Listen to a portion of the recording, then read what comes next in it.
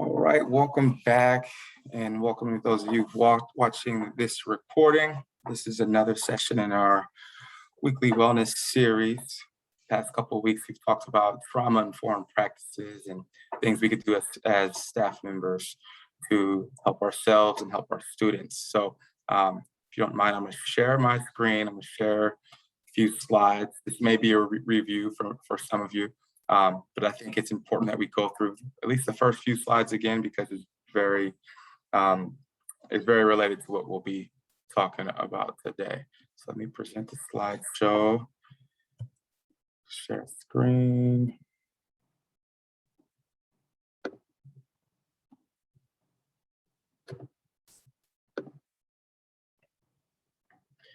All right, once again, my name is Marques Gales. I am assistant professor in the kinesiology, health, and athletics department.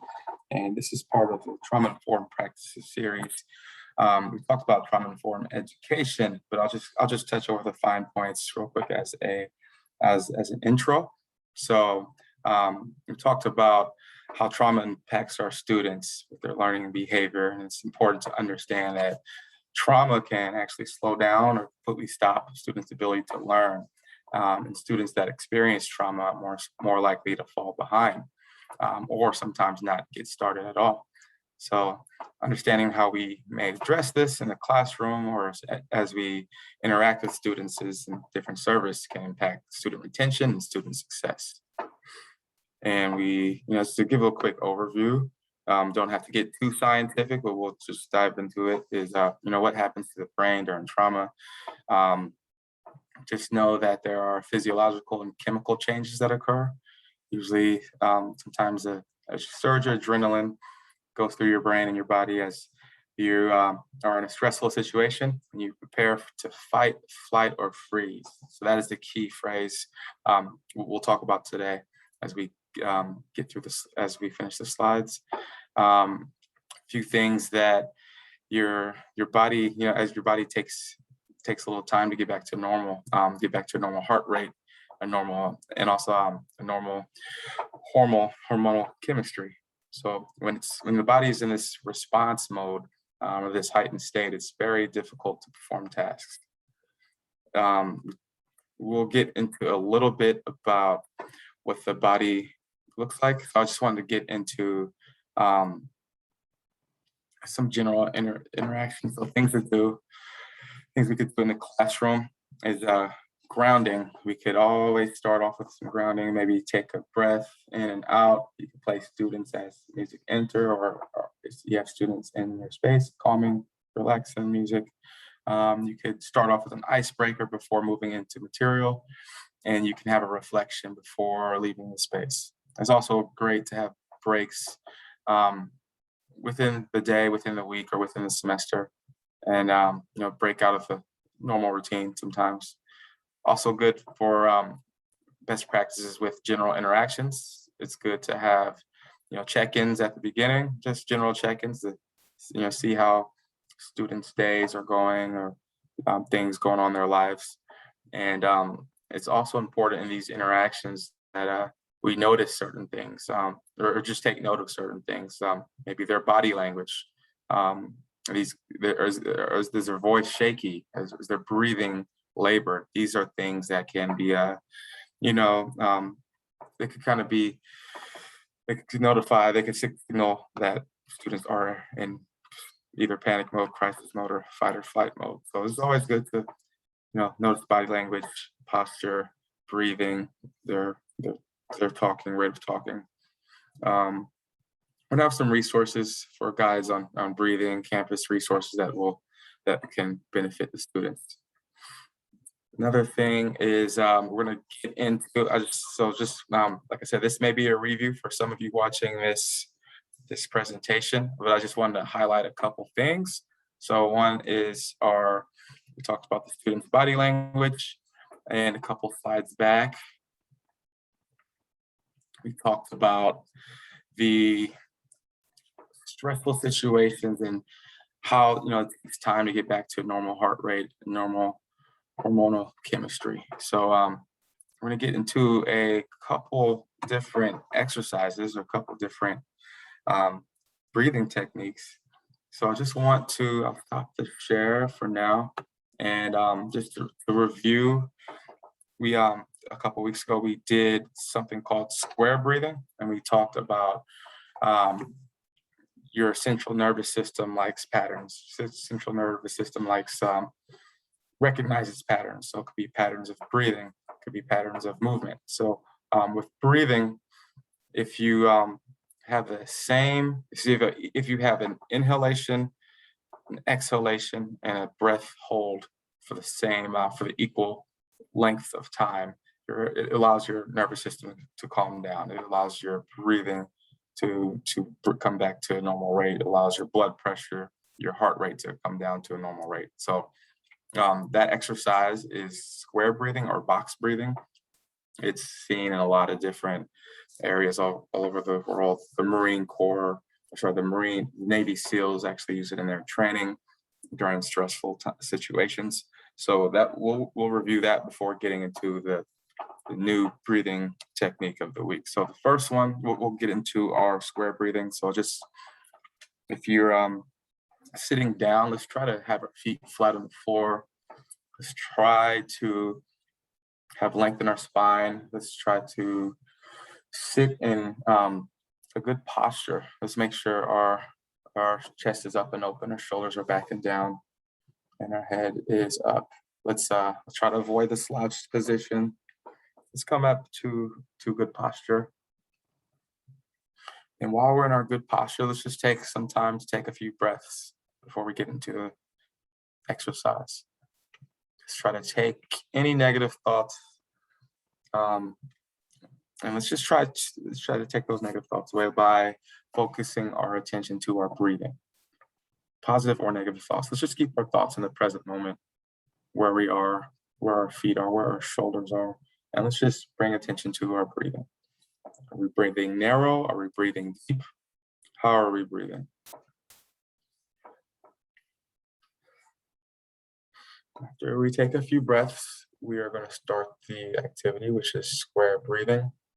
So we're going to inhale for 4 counts, hold our breath for 4 counts, and exhale for 4 counts, and then hold our breath again for 4 counts before repeating the cycle. So you could kind of visualize a square. So inhale, hold, exhale, hold, inhale, hold. So we'll do each one for 4 counts, and we'll just do this for a minute or so. So I'll start. I'll count. You could breathe along with the counting, or you could do it on your own. So go ahead and inhale, hold, 2, 3, 4. Exhale, 2, 3, 4. Hold, 2, 3, 4. Inhale, 2, 3, 4. Hold, 2, 3, 4. Exhale, 2, 3, 4. And hold, 2, 3, 4. You can continue at your own pace. I won't count out loud.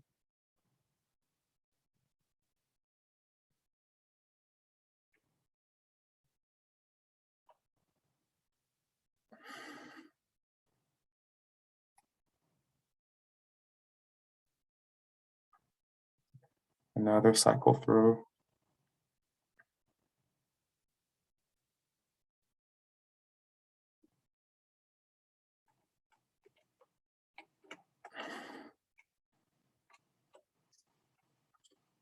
And we'll stop. So we did a couple cycles of square breathing, and just note, you may feel less stress, you may feel more stress. Just take note of how you feel, regardless.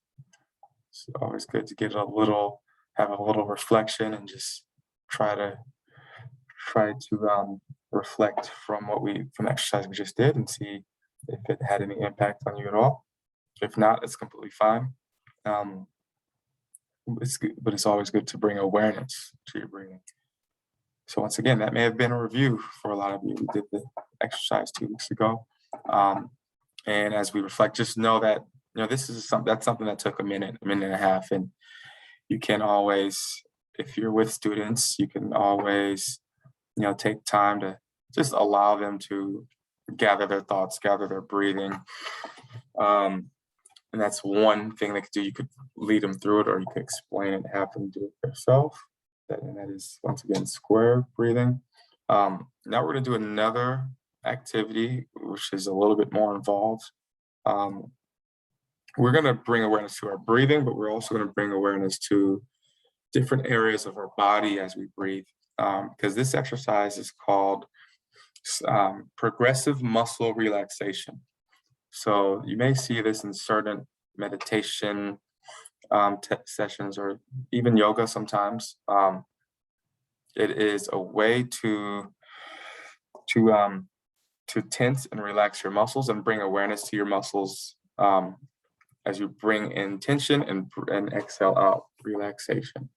So it kind of allows you to compare and contrast your different muscle groups before breathing in the tension, and after exhaling and purposely intentfully bringing relaxation to your certain muscle groups. So this one can be done.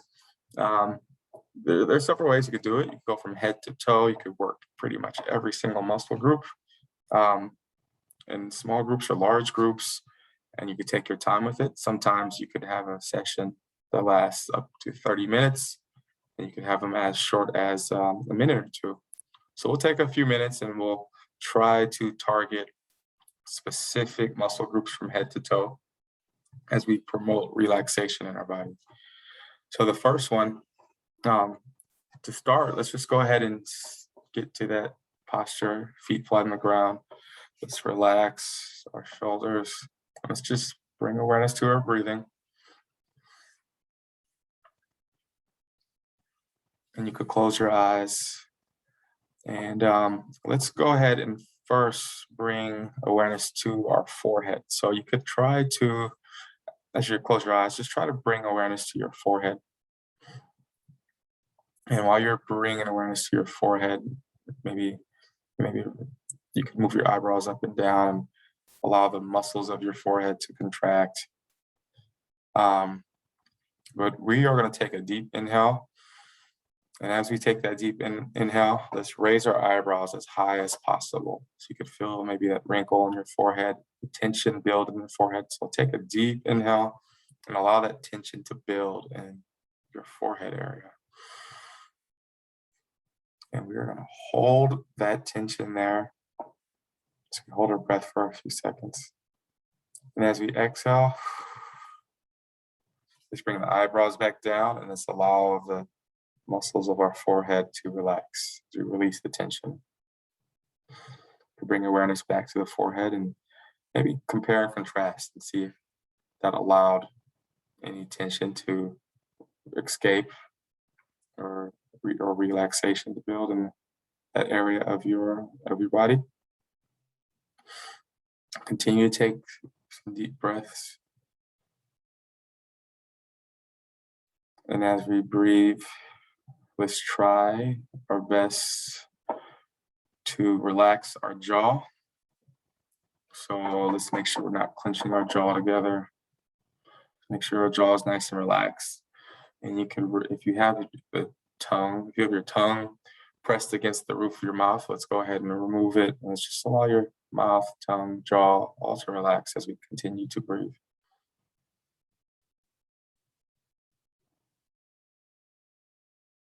And now we're going to bring some tension back to our face. So let's take a deep inhale and let's smile as widely as we can. Allow the tension to build in your cheeks, muscles of your face. And at the same time, let's shut your eyes as tight as possible. Allow the tension to build in the muscles around your eyes, around the cheeks and the face. Hold that tension there. And let's take a deep exhale as you relax the muscles of your face. Relax the muscles of your head. Continue to breathe. And let's move your head and neck in a few circles. Let's see if you feel a difference at all. The muscles of your face and your head, forehead. Before we get into the next part of the progressive muscle relaxation, let's bring awareness to our posture. Let's see where our shoulders are. Are the shoulders hunched up? Are they shrugged up towards your ears? Or are they down and relaxed? Are they rounded forward as they tend to do while we're typing? Or are they brought back to relaxation? And let's see if do we feel any tension in our neck and our upper back and our shoulders at all? It's easy for us to carry stress in these locations. A lot of people carry stress there, especially with technology. We're in front of our phones and computers a lot, and our arms and shoulders get stuck in this position for long periods of time. So let's just bring awareness to that area. And we're going to bring tension. We're going to purposely bring tension to those areas. So as we inhale, let's shrug our shoulders up. Let's purposely shrug those shoulders up. Take a deep inhale. And let's bring that tension to our shoulders, back, neck. Hold that tension there. A lot of tension to keep building and hold. And as you exhale, I want you to take a deep exhale and lower those shoulders down and back. Like I mentioned, this is an area of our body where we tend to hold a lot of stress. So we will actually do that one more time. Inhale, shrug the shoulders up. Deep inhale. Hold the tension. And exhale. Shoulders down and back. And let's try to see if we can compare and contrast the tension of the relaxation with the previous tension. And you can move your shoulders in a few circles. And we are going to go on to our arms. Sometimes we build tension in our hands, wrists, fingers, for whatever reasons, whether it's a lot of writing, whether it's a lot of texting or Instagram and TikTok, whatever you're doing. We sometimes our hands build tension that spreads to our forearms, upper arms, shoulders, and then along with the tension we talked about, our neck and shoulders, it builds. Sometimes it has compounding negative effects. So let's take our hands. Let's ball let's make two fists. Just ball our hands to fists. And what we're gonna do is purposely bring intention to our hands, forearms, biceps. So we're gonna squeeze as tight as possible as we take a deep inhale. And we're also gonna bring our fists up towards our shoulders, flexing our bicep muscles. So take a deep inhale, allow the tension to build in your shoulders, biceps, forearms, wrists, hands, fingers. Take a deep inhale. Hold that tension in. And relax as you spread the hands and fingers. Extend your arms, the elbows, shoulders. You could wiggle your hands, arms, fingers. Allow the relaxation to spread. We'll take a few deep breaths here.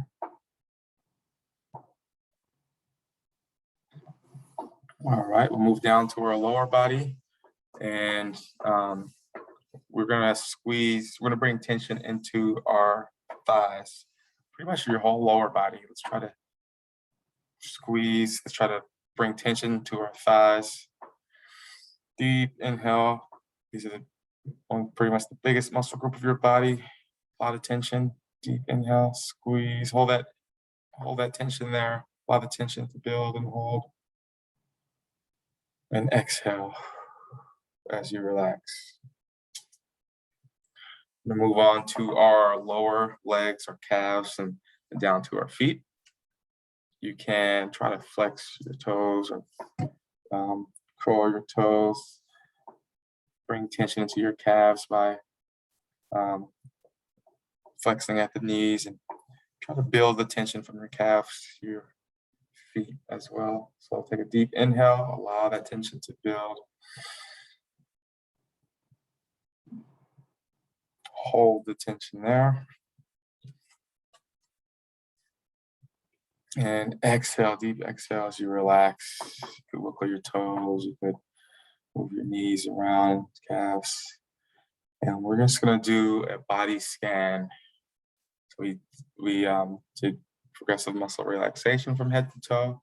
So now we're gonna do a body scan from toe to head. So starting with the muscle groups we just finished with, just try to visualize relaxation, or maybe like a wave of relaxation from your body, from your toes up to your calves and knee area, thighs, hips, abdominals, arms, chest, shoulders, back, neck, face, head.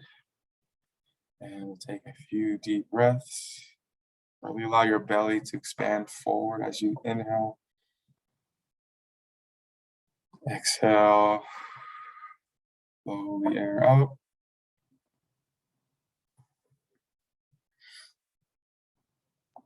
All right, so that was progressive muscle relaxation. So that was just a quick, 5-6 minutes or so, I believe. And just know you can extend it out if you'd like. These are things, as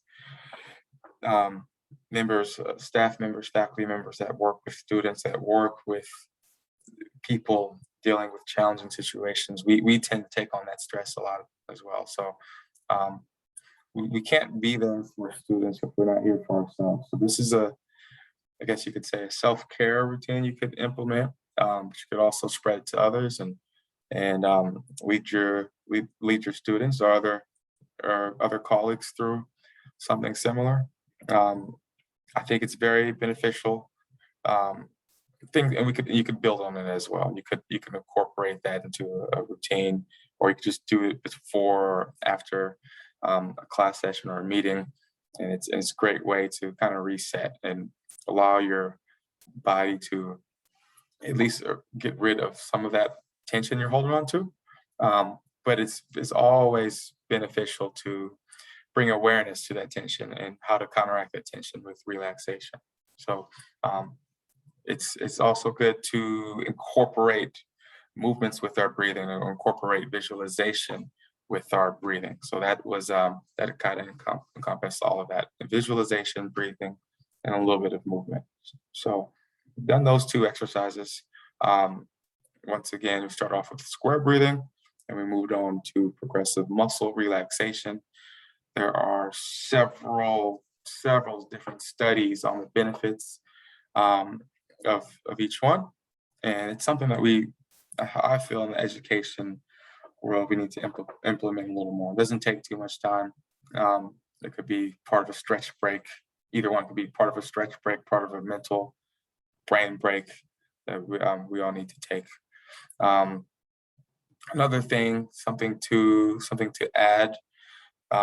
This isn't scripted. I didn't have this planned, but I just thought of it right now. Is sometimes we're in front of screens for long periods of time, like we are now. Sometimes we may have the Zooms back to back to back, and then meetings in person or emails. There's something called the 20-20-20 rule. So, and this may be hard to do because a lot of us are in meetings that are more than 20 minutes long. But if you can, every 20 minutes, you take your eyes and try to focus on something that is 20 feet away for 20 seconds. So every 20 minutes, try to focus your eyes on something that's 20 feet away for at least 20 seconds. So that could be something as simple as getting up, walking to a window and looking at something outside 20 feet away. It's good to look at things in nature, especially when we're in this virtual digital world, looking at letters and words and blue light from our screens. Sometimes it's good to get a break from that. Just look at something different, whether it's nature something else outside. But it's good to give your eyes a break from that, because giving your added strain, a lot of strain on your eyes can bring strain and tension to your mind, which will bring strain and tension to your body.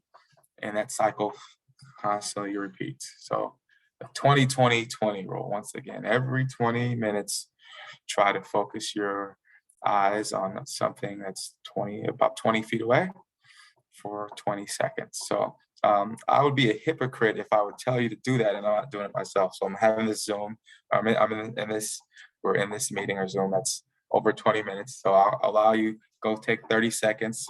If you're watching this right now, if you're on live, just go look at something. It's 20 feet away, and hopefully it's not your computer. Hopefully it's not your computer, your phone. It should be 20 feet away as it is, but just go take 20 seconds. And I'll do it myself as well. I'll be back in 20 seconds.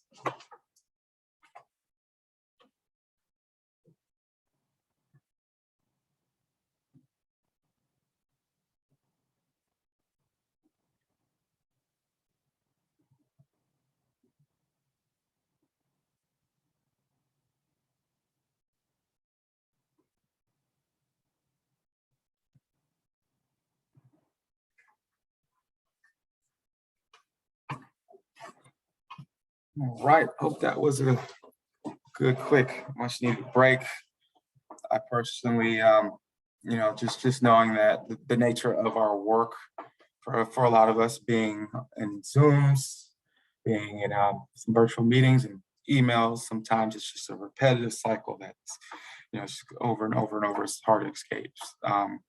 So sometimes it's just a quick 20-second break, getting your eyes to shift from something else can be very beneficial for us. So every 20 minutes, you should try your best to take a break from screens or your papers, whatever you have in front of you.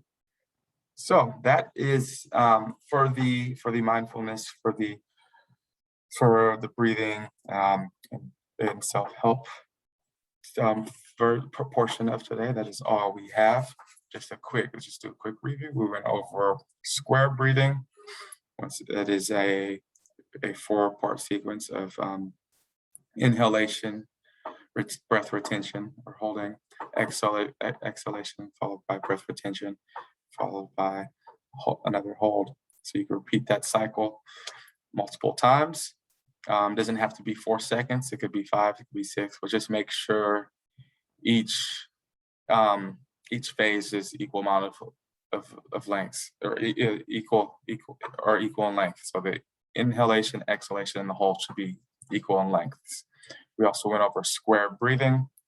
After square breathing, we also went over rest of muscle relaxation, which is visualization exercise that coordinates the breathing with movement to promote tension and relaxation. It allows you to bring awareness to the tension in several different muscle groups and allows you to promote relaxation on those same muscle groups.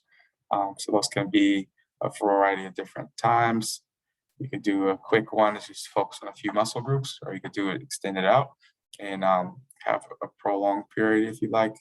And we also talked about the 20-20-20 rule. And overall, the message is that these, when related to trauma and related to a fight, flight, or freeze response, it is great to have some of these tools in your tool belt or tool chest to counteract some of these things. So as humans, we go through different phases of whether it's experiencing trauma or having to go through the fight, flight, or freeze response for whatever reason. It's good to know how to counteract those. So those are just 3 strategies that may help. Those are things that we could help equip our students with and our colleagues as well. So that is all we have for today's session. Short and sweet for the most part.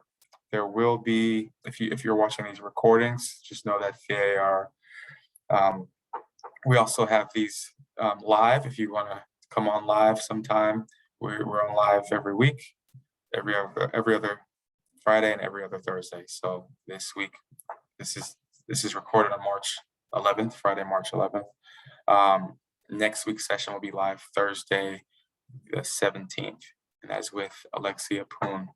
So we will continue to have these throughout the semester, concluding the second week of May, I believe. So we will continue to build on these and give and share resources and share ideas that we can use for ourselves and for our students. So until next time, have a great one. Enjoy your weekend, and we'll hopefully see you all soon. And